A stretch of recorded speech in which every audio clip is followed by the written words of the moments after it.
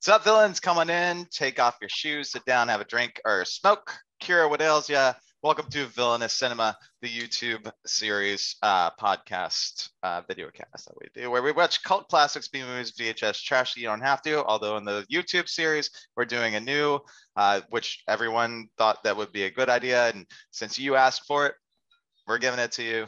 It's Nicky's breakdown of a certain movie, in which case we're really happy to be supported by people just like you. And thank you for hitting that donate button. Support Villanous Cinema by going to Patreon/Villanous Cinema. And if you want to help us out non-monetarily, follow us on Instagram at Villanous Cinema, like us on Facebook, or just, give us a like. It helps out the algorithm that all those YouTube monetary people want to give us, and subscribe to the email list that we have at villanoucinema.com, villanoucinema@gmail.com for all of your complaints about anything where we fuck up.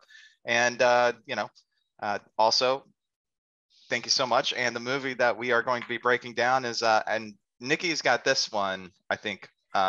So Nicky, if you want to take over. Yeah, so hey guys, hope everybody's having a nice afternoon or evening or whatever it is. Anyway, today we're going to be looking at The Lobster by Yorgos Lanthimos, if I'm pronouncing his name correctly.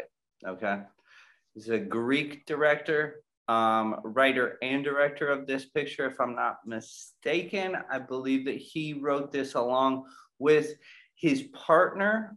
This was his first picture that he did outside of Greece. Okay, so we're going to be looking into this picture. This is a newer picture. Usually we like to jump around in this segment where we do an old, nice, cult classic and then a newer picture that's, recently come out. I personally believe that this is going to become a cult classic in the future years. I think it already is, to be honest. Agree with you. 2015, and it was nominated for an Oscar for original screenplay by Yorgos. Yeah, not to throw anybody off, but Nicky likes to talk about good movies, so we're not going to be talking about any shit movies on Breakdown.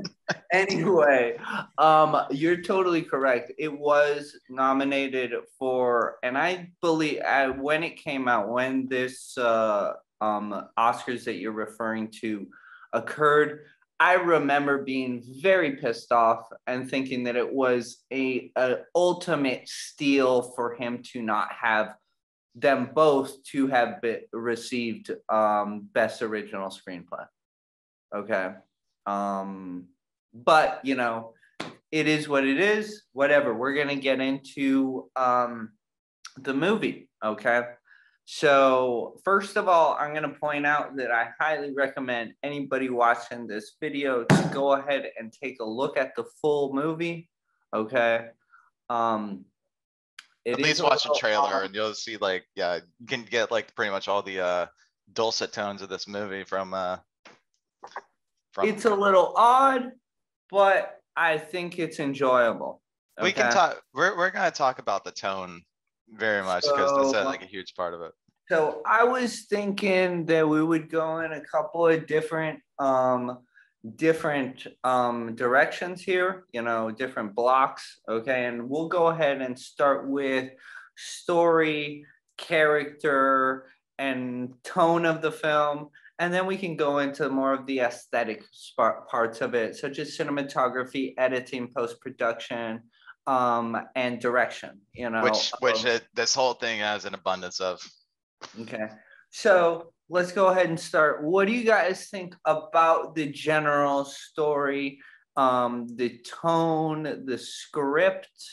How do you feel about it? Go, Pepe. To me, the thing that comes right at your face is the funny social commentary that it's there. I mean, there are a lot of liners between, you get to know exactly what they feel about society. There's no in-betweens. Like, for example, they come in and just can I come in as a bisexual? And they say, no, we just stopped that option 1 year ago. It's like, okay, you should be as hetero or homosexual. How do you want to go? And then he goes for the shoes and they say, okay, 44 and a half. And they say, no, either 44 or 45. There's no in betweens.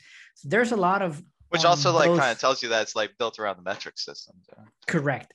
You know, one thing that I've always noticed about this film, okay, and I think that it's something that is constant. It's the main thing that I think that is brought up as far as the sociological aspect of the film and what it's trying to present, okay? Yeah. I don't know if you guys noticed this, but I think that what it's saying is the absurdity of having exact rules for everyone. Yeah. Agree. Okay. And he's pointing out that, you know, like, okay, certain situations, just like in society today, like certain rules don't work for certain people. Like, you know, certain other rules do work for other people, you know, and he constantly is pointing out, you know, the absurdity of having something so finite. Okay. This absurdity of having something so exact. Oh, you can't be half sizes. Oh, you must be this. Oh, you must be that. Oh, and then when they leave if you get a little further into the story, once they leave the actual hotel, okay, which in essence, just to break it down in the story, so the audience who haven't seen it, basically you have this, the picture, the lobster, okay, he's basically this fictional. Yeah. What is the synopsis of this? Okay. By the way, let me read it to you. It's in a dystopian. In a dystopian near future, single people, according to the laws of the city, are taken to the hotel where they are obliged to find a romantic partner in 45 days or are transformed into beasts and set off into the woods. That's basically all you get. Animals. Okay. Now tell me what you're going to get from that. It's like, they're essentially sent. You need to find a partner within 45 days or you get turned into an animal. Okay. And you get to pick your animal, though. That's the thing. Yeah, you get to pick your animal. Okay. And that's one of the things that I liked about the story too, was how mundane and logical the main character was. He's like your Joe Everyman. It's Colin Farrell doing his least Colin Farrell performance ever. He's a shine in this. He's awesome, and in Bruges, you know, it's like, but he's not playing an Irish guy. He's playing a fucking mundane English fucking, you know, like everyday Joe, goes to a fucking office job or whatever. His fucking girlfriend cheats on him, and so he is, because society says that you cannot be single. Now he's just thrown into being single. Not by his own whim, and so he says, like, logically, that he's going to become, like, if he can't find a mate within 45 days, he wants to become a lobster. And that's because and if you listen to him say it, it's because lobsters live for like 100 years. They're cold-blooded, just like all of our aristocrats. It's fucking just like an amazing analogy for why he picks it, and how he's so logical, and probably why, you know, maybe one of the reasons why his wife left him, but we never find out that reason. Yeah, I don't know. I think that is, so just to go back to story context, the thing is that they're in the hotel, but even when they leave the hotel, the fucking resistance group is even as absurd towards rules. Well, since we were saying about the story, is that what's great about this movie is it's broken up into 3 acts that are very distinguishable. You know, when he's at the hotel, when he's in the wilderness with the other people, and then the aftermath of how he tries to get back with her, in which case, I mean, we can do spoilers right off the bat if you want. Hey, it's a 2015 movie. Well, if anyone doesn't want any spoilers after this, then fast forward to the end and, you know, watch one of our top 5 videos. But we are going into spoiler. It's a spoiler room brawl. Here we go. You know, they're like, here, like, the point, the thing is that yes, there are 3 well-defined 3 acts, and I'll point out that the best pictures are well-defined 3 acts. Okay. It's tried and true. Okay, no matter. Well, I mean, unless like if it's Shakespearean, then it's broken up into 5. Yeah.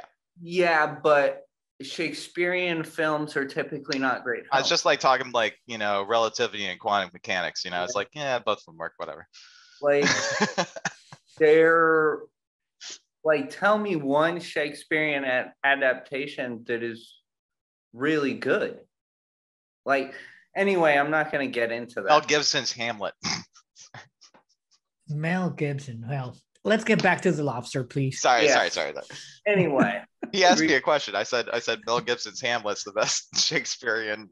Oh, whatever. Go on. Like, yeah, exactly. And like fucking 3 acts into the film, you want to go to sleep. Not this one. Anyway, this one keeps you very enthralled throughout the entire movie, and which I would also say, like, in a lot of the movies that I watch, usually there's like, you know, head splitting or, you know, some weird like makeup effects or something like that. This one is essentially, I would like to say, a rom-com, but it's done in like that really kind of Monty Python kind of way where you're like, oh, I get it, you know, because it's like all these metaphors that don't really make sense, but it does. So it's borderline absurdist, I think. Like, it's absurd, okay, but it is eerie. Yeah, okay. Also, yeah. It's also like, it also speaks to what's going on in our society. And fucking sinister. Yeah. So it's definitely a dystopian society that's going on. It is done in for me. The story because I mean, like it's like if you're single, right? You are now like a subculture. Like we don't even want anything to do with you. You have to be married.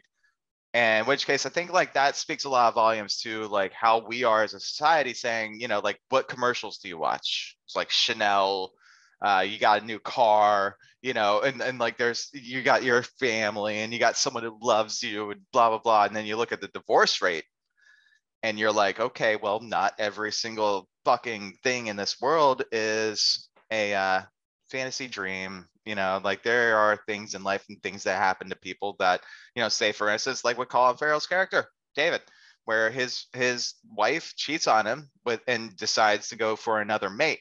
What does he have to do? He's like, I don't know what to do. So he has to go to the hotel and they tell him, look, if you don't find someone else in 45 days, man, we're fucking gonna turn you into some beast.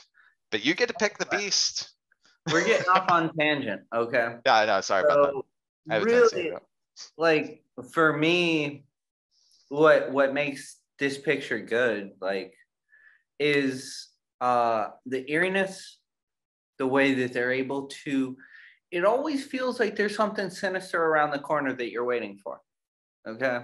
Yeah. That's what happens. That's what keeps you watching it. I mean, well, that's what happens. Is that there's like the absurd rules. Okay, there's all these absurd rules, and they're comical to watch. Okay, but at the same time that you're watching these comical, there's this sinister thing around the corner. See, that's why you can kind of tell it's like very Monty Python kind of waiting to happen. It's very like absurd, and but it's a comedy too. It's like there are these parallels. I see huge parallels between, you know, the way that Yorgos constructed this picture and the way that Kubrick. Yorgos? Oh, you guys are on a first name basis? You call him Yorgos? It's because last name is complicated to say. Lanthimos. Right. Secondly, I'm not Greek. Secondly, that joke is getting a little old. Okay, because you say that about every single episode. All right. Okay. You need better writers, Evan. Yeah, hold on. Yeah. So yeah, buddy. Anyway, so I don't know about you, but I feel like the sinister aspect, the way that I feel the sinister aspect of Clockwork Orange, you know, there's these absurd, but these tones just keep on bringing you in, and you feel like there's some like you almost feel like that there should be like at some point in the film, like you know, here comes Johnny scene, like from The Shining, you know, but it never really does happen. Okay. And those scenes, like we were talking before the show, like just when that woman drops off the ledge and she goes, that's actually one of my favorite things, because he meets her on the bus beforehand and she says, if I don't find someone, this is what I'll do. I'm going to do that. And she does it. You're like, and then, but it's nuanced, you know, like how it's something that happens beforehand. You're like, well, that sounds like something extreme. I'm not sure if that person would do that. And then they fucking do it. But it's not like said. He doesn't have to sit there. What's cool about this movie, though, is like they don't have to give you like every single piece of dialogue for you to understand what the fuck just happened. You know, like you don't need like for them to be like Batman versus Superman. Like all they're sitting there saying is like, holy shit, Superman just like crushed a bunch of buildings. Like, no shit, we fucking just saw it. You lost me on Batman versus Superman. Yeah, but I mean, like, what I'm saying is that like he doesn't even acknowledge that that's a woman that he met on the bus. Like but you like as the watcher, you have to discern that. Yeah, but it's in your head. It's already there because you're like, oh, that's the fucking woman. That scene, that dynamic has nothing to do with her. Okay. That's what I'm saying. It's like the action itself, though, is also with the dialogue that goes along with it. Where, you know, like if I was to sit here and be like, yo, if I'm fucking get out of work, I'm gonna blow my brains out. You wouldn't expect me to actually blow my brains. You just think that I'm talking shit. Yes, but the dynamic in that scene, it gives you like relevance to the movie. Is the connection between, first of all, the position that you find David in. Okay. That he's just trying to fucking keep it together. But what I'm saying though is that you don't need exposition to actually make a good movie. No, you don't. Okay. That's my point. But again, like this scene is great through, you know, you can see the nervousness, okay, of a somewhat normal type of guy, just as you mentioned earlier with regular Joe. Playing this ultra normal guy being put in this extraordinarily absurd situation. Like he just wants to get the fuck out of there. Okay. And the great thing about the story is when he gets the fuck out of there, he gets into an even further, more absurd situation. Okay. And it's all spun within a romantic comedy. Speaking about comedy, one of the most hilarious and explanatory scenes that I've seen on the absurdness of the society that they have is the rape scene that they're showcasing, that you need a partner because then this will happen. And it was just so silly, so stupid. And you, as you said, Evan, that's what it tells you how absurd all of the rules were. And it was just depicted in two plays that they were doing. And that's pretty much it. Like you don't have to like sit there and tell everybody what's going on. It's like it's right there for you. Like this is how fucked up this whole place is. This whole world is like outside and the city, as they Nick also said. Have, and also say this too, is like not to go like against like anything that goes with the story, but they don't even explain to you how turning a person into a beast works. And as Nicky said, like, it does not matter. It doesn't matter. I mean, it just the science for this work. It's like is pointing out how absurd having finite and exact rules does not work in a societal context. But also, what's cool is if we can move on to the second act, the other side isn't all that great either. And I have a reason for that. I have something to say about that. Just can you agree that this is a satire on society and the absurdness of everything? Absolutely. Exactly. That's how I took it. It's a satire. Like for me, it is for me, and I'll say this: the very first,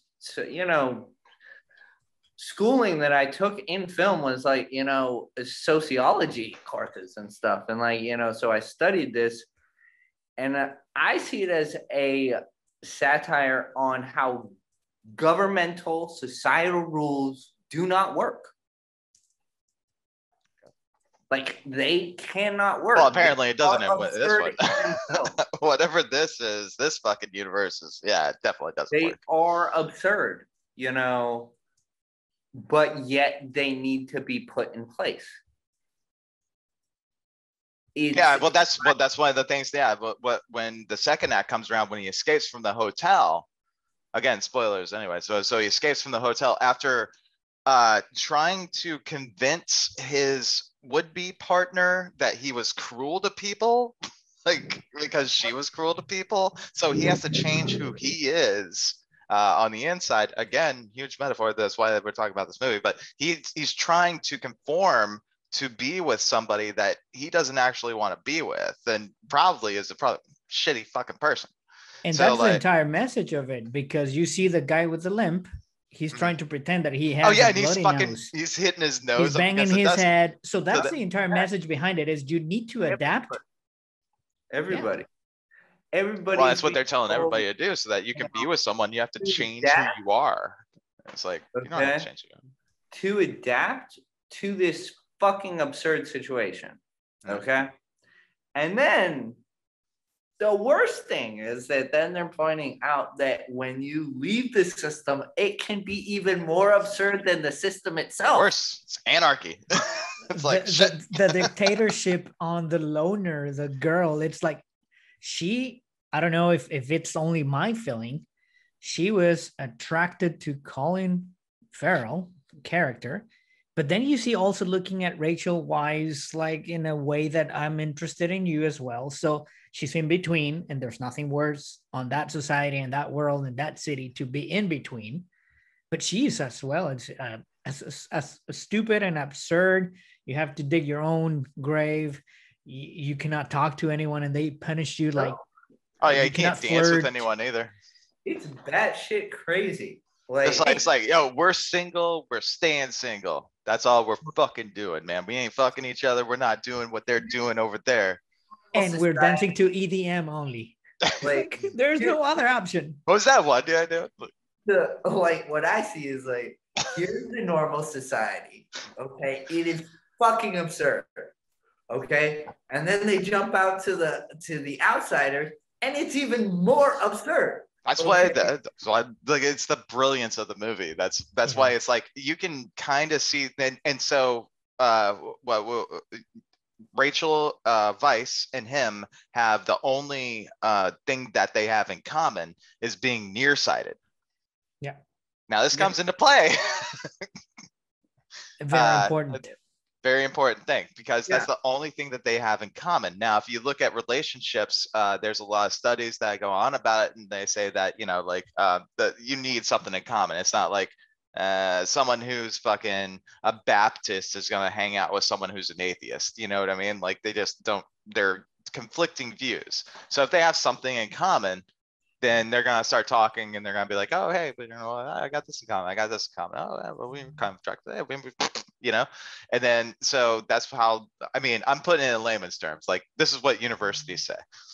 So like, I don't know shit because I'm single and I can't fucking make a relationship work. That's why I think like with this too, like kind of makes me understand a little bit how you guys make you guys have relationships, right? Well, I can to a certain extent. I have like for example, both me and my girlfriend are atheists. So that's like just straight there. There's like a you guys hanging out tonight. Hey, I was born a Catholic because Mexico, you know, but I don't practice and I question a lot of things, and I'm not an atheist, but I don't believe in that. Yeah. My wife is Christian. So more of there is no rules to it. Coming back to what the story says is like, well, it doesn't have to be both atheists. I mean, you can have your beliefs it's more of a and society practice thing too. Exactly. But now that we're on the second act, and you mentioned relationships, on the entire plot of The Loners, it's like you see Olivia Colman and her partner. They're just trying to prove and question their relationships. It's like, okay, can you live without her? Yeah, she can live without me, but I can live without her. Coming back to relationships is that they're just they're not doing anything evil or sinister as we're waiting. I thought Nicky, oh, they're gonna kill them. Yeah, I want to see blood. And it's like, no, they just went to make conscience and try to question. Well, they do. Relationship. I mean, the leader of the fucking the loners, she gets eaten by wolves, which I thought was really cool. Wait, but that's something taken care of by David, not of the entire movement and plot. If she was sinister and evil, I said, well, they're gonna hang them, they're gonna kill them, they're gonna cut their throats. That's what you're expecting. Yeah. Like that's what I feel. That's what I wanted. You're almost feeling like this sinister thing, this eerie moment, like, you know, you're just like waiting. And it points out the absurdity of how we look at small changes in the system.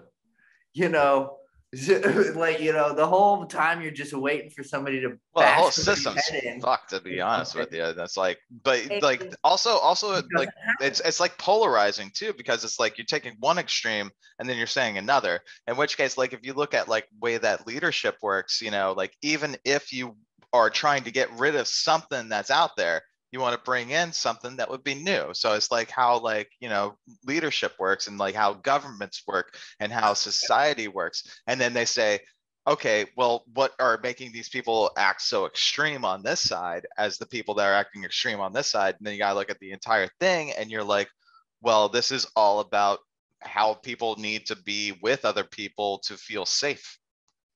And that's what I think this movie's about, the overall meaning. Now, I want to hammer again on the relationship thing, because I know you will love the person that I'm going to bring in, Evan. John C. Reilly. And amazing performance. Do you think it's his best? I think it's his best. Surprisingly sad. I mean, I just wanted to hug him. He's got such range too for a comedic actor. It's amazing. My gosh, it was great. But talk about relationships and friendships. Pepe, why don't you continue for what you were saying on relationships? Yeah, I was mentioning relationships not only because of couples or partners, but one of the most excited I was getting on John C. Reilly, because I said I'm expecting him to be a comedian, actor, and but his performance was amazing, and you can see the way that not only the couples, but also friendship, because he was pretending to have a friendship with David and the guy with the limp. Yeah. And he went south. And they actually, and what's really cool about it too is like the whole thing about David, the character, is such a mundane character. It makes friends out of friends and then makes a real relationship sort of work. But like the most normal, like you can kind of say that he's like grabbing the most normal aspect of people within that scenario to a certain extent. Like we're never really shown the other people, but like that's what we're led to assume. Okay. Like his performance is just as on point. Like, and a lot of what is shown in the John C. Reilly character shows part of the absurdity of it. You remember, like, oh, he masturbated and then he got his hand put in the fucking toaster. Yeah, I think that was all improv too. I'm not gonna lie. I don't think that was written under the script at all. It's like, he's like, all right, so there's what my character does. No, give credit. But to the script, it could be in the screenplay. I haven't read the screenplay, so I can't tell you if that was in the script or not. I mean, he owned the fucking character. Anything you want that was in the script.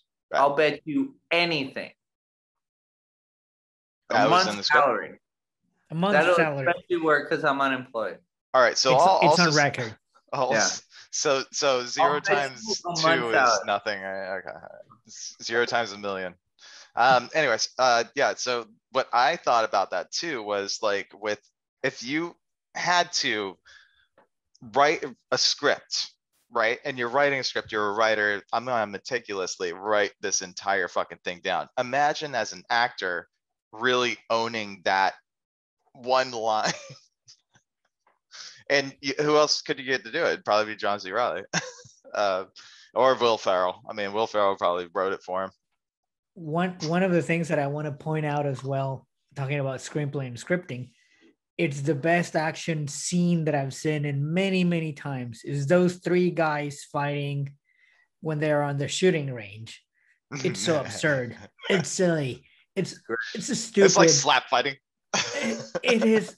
It's great. Just amazing. And once again, the actors are performing it so perfectly. It's like I can have my little cousin go and break out that fight. It's just so silly, so well placed, and it's so funny. It's absurdist, but it's not even like the one where like and They Live where they like worked out like professional wrestling moves. It's like just again, it's the mixture between the sinister, eerie tone that is broken up by absurd moments of you forgetting about that sinister mode. Okay.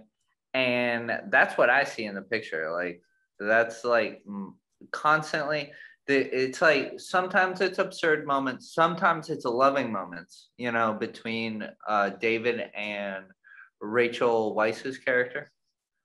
Okay.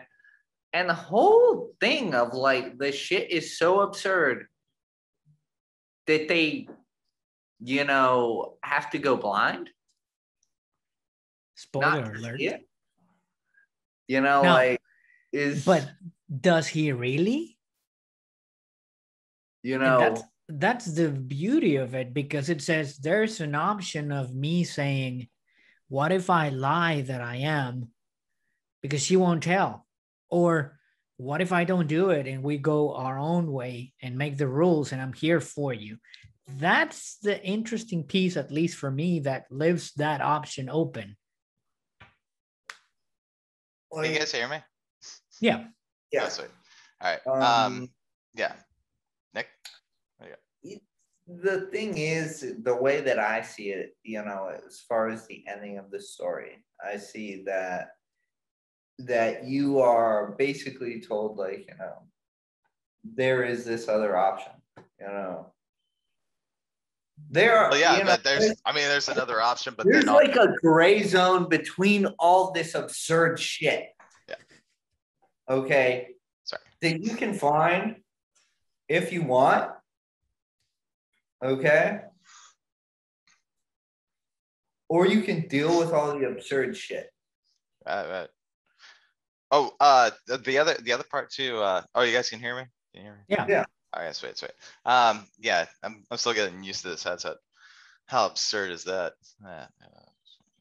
Anyways, but yeah, no,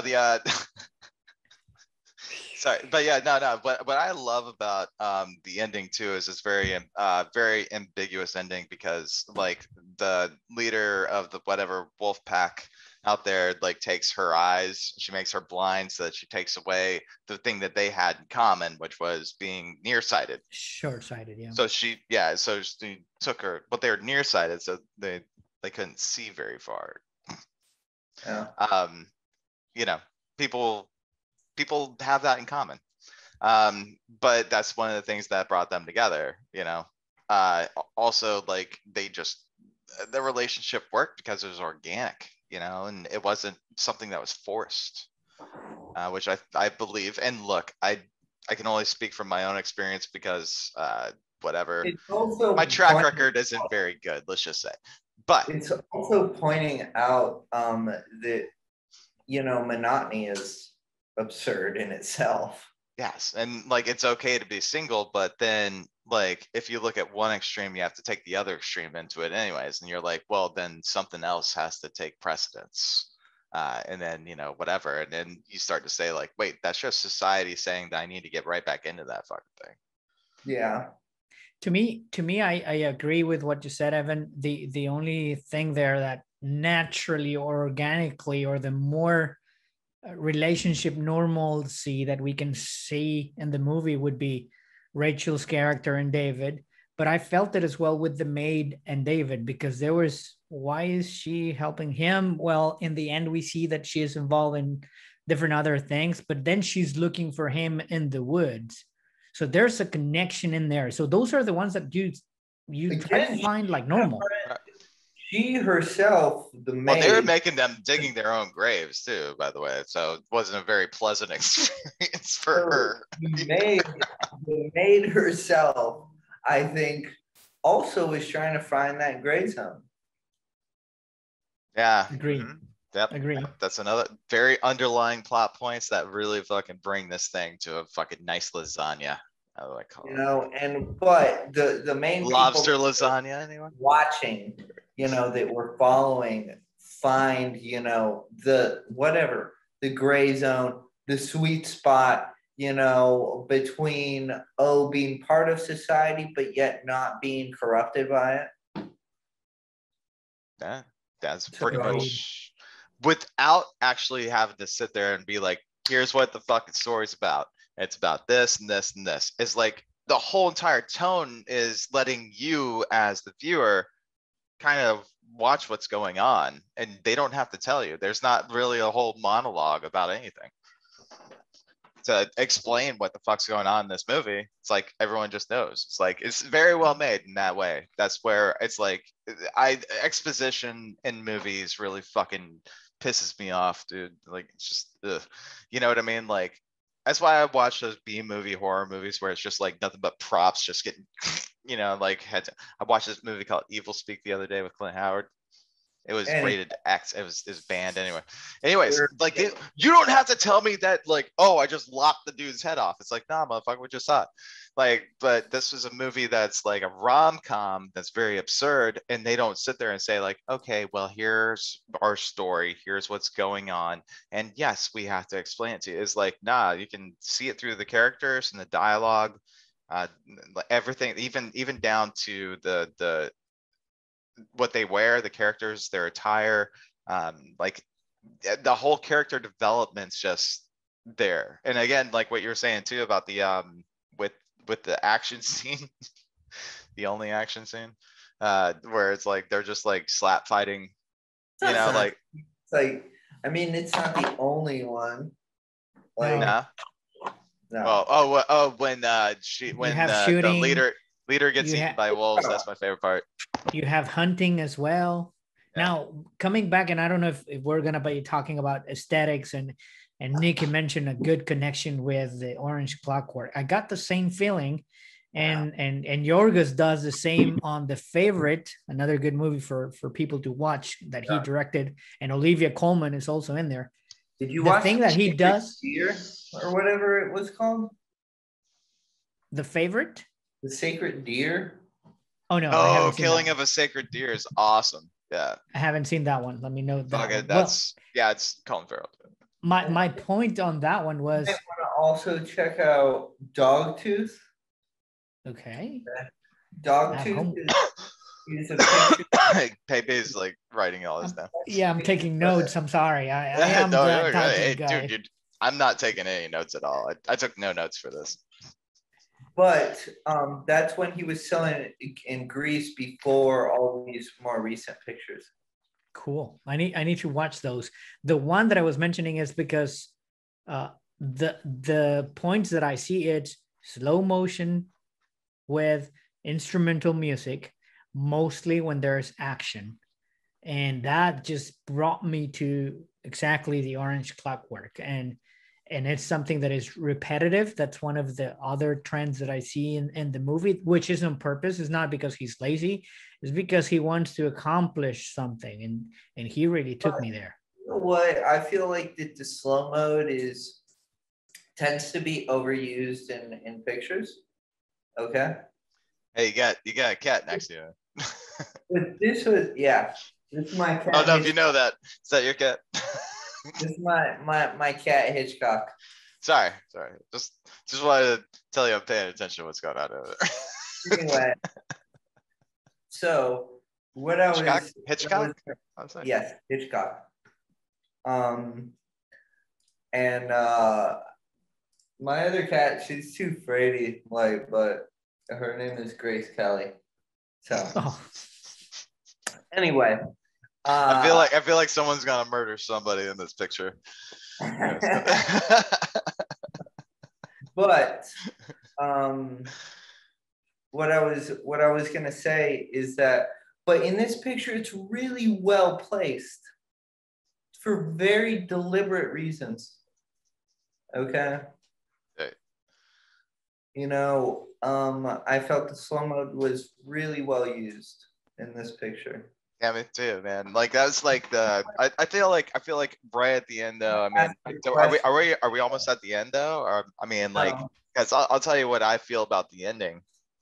Okay. How it's like very ambiguous, where you say, uh, she's already been living in the woods for a while. She met this fucking dude, and they're nearsighted, so she takes her eyes, and then essentially what happens is she's trying to keep her with them. So as a retaliation, he sends the wolves and she's eaten by wolves in her own grave, basically. Is she?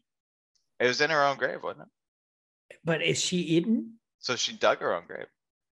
Yeah, but we never see that she's actually eaten. Okay. Yeah. That is my point. I love because he leaves that option out there. We all assume that she was eaten, but so we've got a sequel coming. I don't know, might be. I don't know, whatever. Be a nice sequel. I'd watch it. If it was by the same guy, same story, the continuation of that character, yeah, I watch it. Because I love my gore. The only way that I know that character's dead is that, like, their heads are off. It's like, oh, okay, that guy's dead. Anyway, like the ending is the eye, and I believe it's finding that sweet spot. That's the explanation of the ending for me. Okay. Anyway, we're past that. Next question. How do you guys feel about the pacing of the editing, the cinematography, and direction? I've already said that pretty much everything's on point. I had no problems with any of that. Thing that I love, and this is not the technical me, and I've just take 1 or 2 courses here in the museum that we go to, and I know I'm nowhere near where Nicky is, but cinematography I'm for not me either, apparently.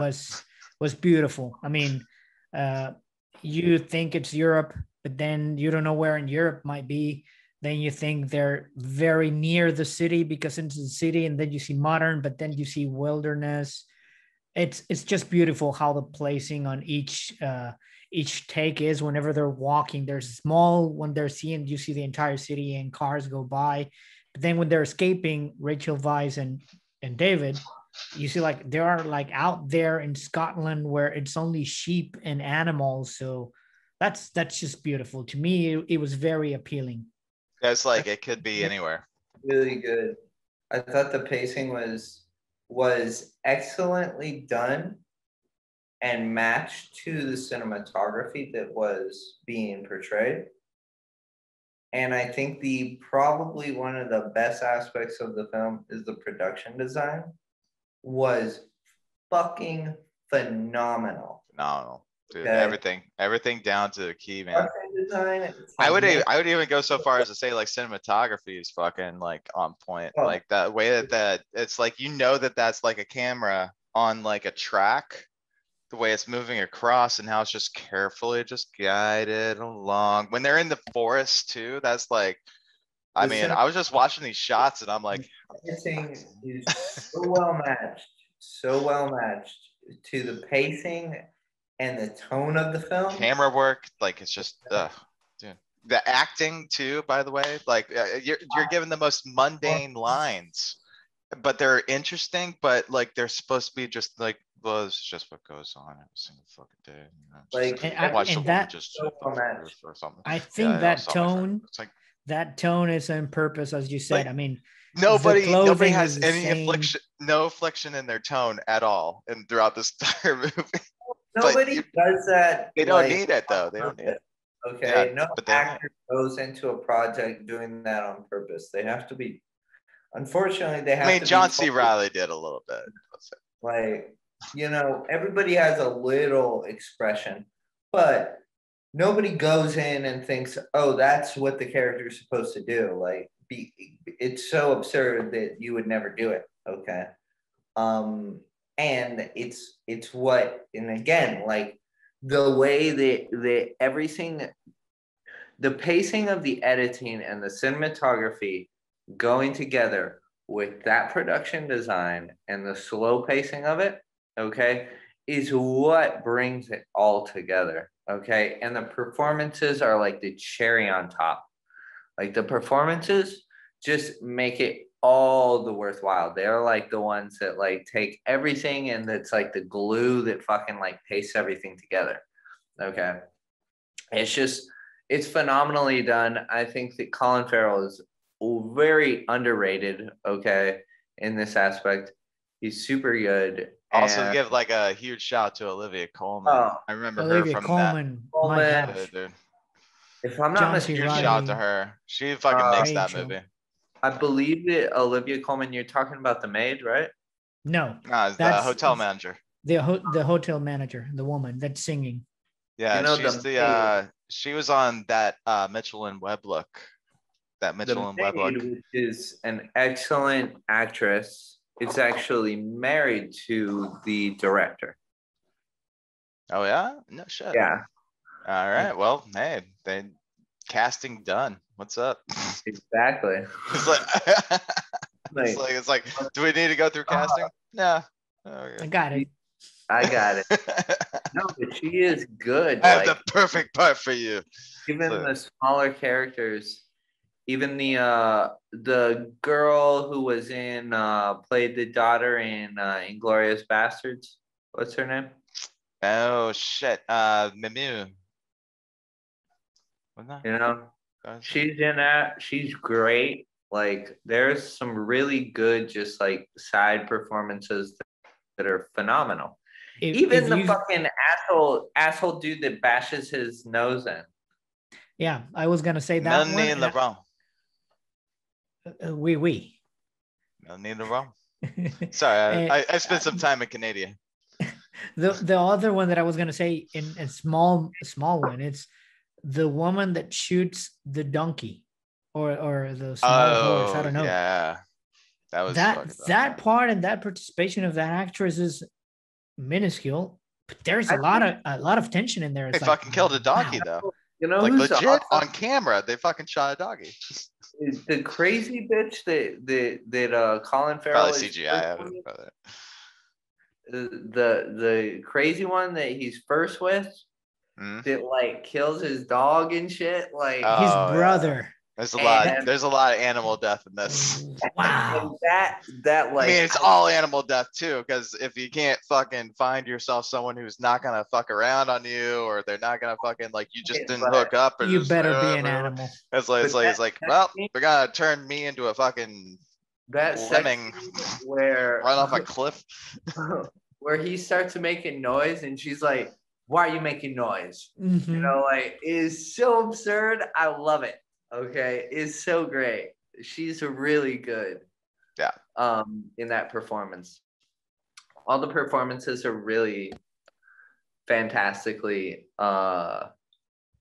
placed. Yeah. You're definitely right. I love it. So, what do you give in your stars for this film? Yeah, I give 4 out of 5. It's pretty high on my list.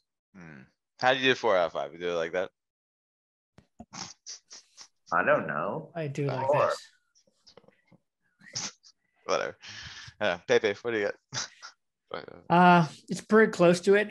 It was on that year. It was on a time that I was involved in a lot of watching the movies prior to the Oscars. I bumped into it because of our review, and it was on my list to watch it. I went in trying to find copper, and I found gold. So I felt the same as Nicky. To me, it's a 4, even though I mentioned earlier, I watch it with my wife, and its beauty is in the eye of the beholder, besides technicisms and story-wise. But I loved it. To me, it's the number 4 on all of the aspects we just discussed. It's not an easy movie to watch. I don't think all movies are easy to watch. If you want to watch easy movies, like, you know, that's perfectly fine. And you can just I heard they're remaking The Goonies. It's probably going to be pretty fucking shoot them up shit, like, you know, and stuff. Like, that's fine. And that's fun, too. but like a lot of like the premiere films, like, you know, are gonna be a little more complicated. They're gonna touch on deeper subjects. Yeah, Yeah, it's like 4 out of 5 for me. hey, I heard Fast 9 was supposed to be in outer space, and I'm kind of let down. I really have to go. I have another call. Yeah. All right. Anyways, yeah, no, I'll give it a I'll give it a yeah, I'm about the same. Like 4 out of 5. 4 out of 5 chainsaws. So we got a 4 out of 5 here. Yeah. No. 4 out of 5 lobsters, I'll give it. Unanimous decision. Yes. So I think that is officially the breakdown of the lobster. Cool. So do we do any shout outs at the end? So you know, shout out to everybody who watched, and all of our sponsors that I'm not sure of, but you know. Or that they don't know that they are sponsors already. They Yes. don't even know. They don't even know yet. There's the spot right here for an ad. Right Hit the here. sponsor ad. Yeah, drop a comment. Add here, and It's like I just watched all this and I'm gonna like go support them. It's like, yeah, but a lot of people do. It's really cool. Anyway, we just want to say thank you for joining us for this episode of the Movie Breakdown. Oh, wait, Pepe, do you have any shots? No, just thank you for the invite again. This is fun. What's the MMA podcast that you have? Or we do a combat sports podcast for every violent people that are out there, or it's involved in the human cockfighting world. We do an MMA pod on my YouTube channel. You can catch it at Pepe From Mexico. I can send you the link and add it into the Awesome. the commentary. So thank you for that. And I'm at DSP4WN Despawn and Twitter world. So thanks for the invite. And I'm eager if I pass this test, because Nicky is a very harsh teacher and you got to prepare. I'm only here to kind of buffer between. I can't really help anything that he does. Yeah, and for the bad jokes I see, I can send you some books. I'm a bad person.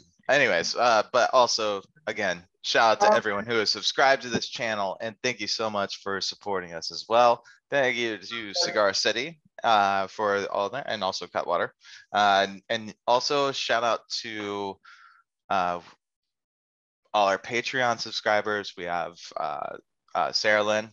She's a writer for us too. She puts a lot of stuff on the internet for us. Watches the movies along with us, so read some of her articles that she puts out. I try not to make her watch any Grindhouse stuff.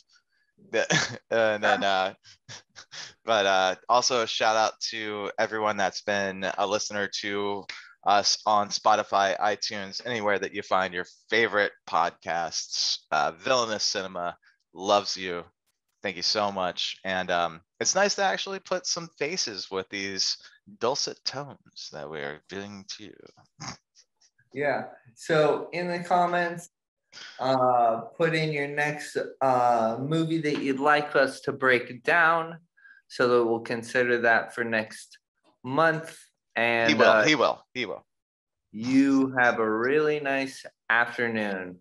So from Villanous Cinema, peace. Later, guys.